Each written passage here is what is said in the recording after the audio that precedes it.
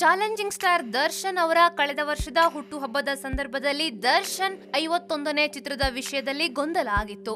ಇದೀಗ ಈ ವರ್ಷ ಕೂಡ ಅದೇ ರೀತಿ ಗೊಂದಲಕ್ಕೆ ನಿರ್ಮಾಪಕರು ಕಾರಣವಾಗಿದ್ದಾರೆ. ಡಿ ಬಾಸ್ ಬರ್ತ್ಡೇ ಪ್ರಯುಕ್ತ ದರ್ಶನ್ ಅಭಿನಯಿಸಲಿರುವ ಹೊಸ ಚಿತ್ರಗಳ ಪೋಸ್ಟರ್ ರಿಲೀಸ್ ಆಗಿತ್ತು. ಆದ್ರೆ 55ನೇ ಚಿತ್ರಕ್ಕೆ ಸಂಬಂಧಪಟ್ಟಂತೆ ಇಬ್ಬರು ನಿರ್ಮಾಪಕರ ನಡುವೆ ಕನ್ಫ್ಯೂಷನ್ ಉಂಟಾಗಿದೆ. ಒಂದೇ ಹೆಸರಿನಲ್ಲಿ ಇಬ್ಬರು ನಿರ್ಮಾಪಕರು ಸಿನಿಮಾ ಅನೌನ್ಸ್ ಮಾಡಿದ್ದಾರೆ. ಹೌದು, ಯಜಮಾನ 50ನೇ ಸಿನಿಮಾ, 51ನೇ ಚಿತ್ರ ಕುರುಕ್ಷೇತ್ರ, 52ನೇ ಚಿತ್ರ ಒಡೆಯ, 53ನೇ ಚಿತ್ರ ರಾಬರ್ಟ್, 54ನೇ ಚಿತ್ರ ಗಂಡುಗಲಿ ಮದಕರಿ ನಾಯಕ. 55ನೇ ಚಿತ್ರಕ್ಕೆ ಇಬ್ಬರು ನಿರ್ಮಾಪಕರ ನಡುವೆ ಫೈಟ್ ಎದುರಾಗಿದೆ. ಹಾಗಾದ್ರೆ D55 ಯಾರಿಗೆ? ಯಾವ ನಿರ್ಮಾಪಕರ ನಡುವೆ ಫೈಟ್ ಎದುರಾಗಿದೆ ನೋಡೋಣ.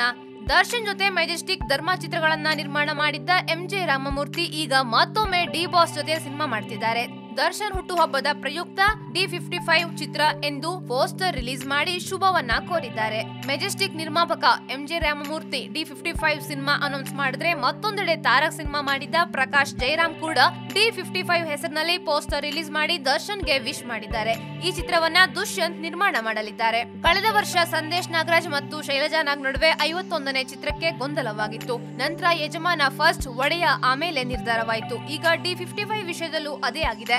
ಎರಡು ಚಿತ್ರಗಳು ಒಂದೇ ಹೆಸರಿನಲ್ಲಿ ಜಾಹೀರಾತನ್ನು ನೀಡಿದ್ದಾರೆ. ಈ ಗೊಂದಲಕ್ಕೆ ಸ್ವತಃ ನಿರ್ಮಾಪಕರೇ ಅಥವಾ ದರ್ಶನ್ ಅವರೇ ಸ್ಪಷ್ಟನೆಯನ್ನ ನೀಡಬೇಕು. ಅಂದಹಾಗೆ ಈ ವರ್ಷ ದರ್ಶನ್ ಅಭಿನಯದ 3 ಚಿತ್ರಗಳು ಬಿಡುಗಡೆಯಾಗಲಿದೆ. ಮಾರ್ಚ್ 1ಕ್ಕೆ ಯಜಮಾನ, ಏಪ್ರಿಲ್ 5ಕ್ಕೆ ಕುರುಕ್ಷೇತ್ರ, ನಂತರ ಒಡೆಯ ಚಿತ್ರಗಳು ಈ ವರ್ಷ ಬರಲಿದೆ. ರಾಬರ್ಟ್, ಮದಕರಿ ನಾಯಕ ಶೂಟಿಂಗ್ ಶುರುವಾಗಲಿದೆ. ಈ ಮಧ್ಯೆ D55 ಮತ್ತು D56 ಘೋಷಣೆಯಾಗಿದೆ.